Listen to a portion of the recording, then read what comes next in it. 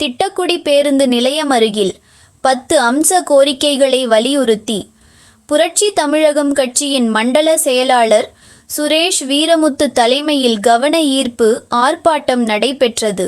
இன்னைக்கு குடிக்க கஞ்சி இல்லாத, உடுக்க உடை இல்லாத, இருக்க இடம் இல்லாம, படிக்க பள்ளிக்கூடம் இல்லாம, படிப்பதற்கு வசதி இல்லாம, வங்கி கடன் இல்லாம, எங்களுக்கு தக்க கடன் இல்லாம தவிச்சு போய் குட்டிசாராக்கி நாசமா போய் புரட்சியாளர் அம்பேத்கர் எழுதிய சட்டத்தை அனுபவிக்க முடியாம இன்னைக்கும் சேரிக்குள்ள ஆயிரம் குடும்பங்கள் வசித்துக் கொண்டு இருக்கிறது.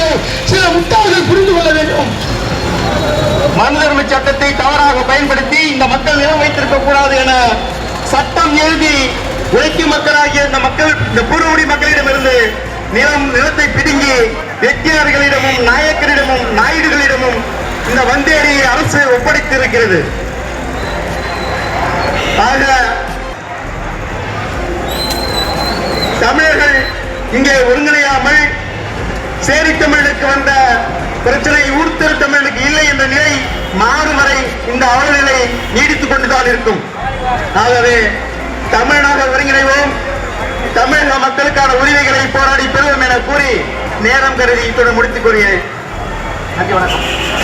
புரட்சி தமிழகம் கட்சி மாநில பொதுச் செயலாளர் வழக்கறிஞர் த.இ. ராஜேந்திரன், கலைவாணன், முனுசாமி, தினேஷ், சுவாமி, சகஜானந்தா, விவசாயிகள், தொழிலாளர்கள் நலச்சங்கம் தலைவர் இரா தமிழ்வாணன், புரட்சி தமிழகம் கட்சி மாநில செயலாளர் வே. செல்வராஜ், சட்ட விழிப்புணர்வு சங்கம் மாநில தலைமை ஒருங்கிணைப்பாளர் பூ. பழனியாண்டவர், ஆனந்தகுமார், தமிழ்வாணன், பிரபு, வடிவேல், ஆறுமுகம், புரட்சி இந்திய மக்கள் கட்சி மாநில தலைவர் இளையநீதி, துணைத் தலைவர் உதயநிதி, ஏழைகள் முன்னேற்றக் கழகம் தலைவர் M.A.D. அர்ஜுனன் போன்றவர்கள் கலந்து கொண்டு சிறப்புரையாற்றினர்.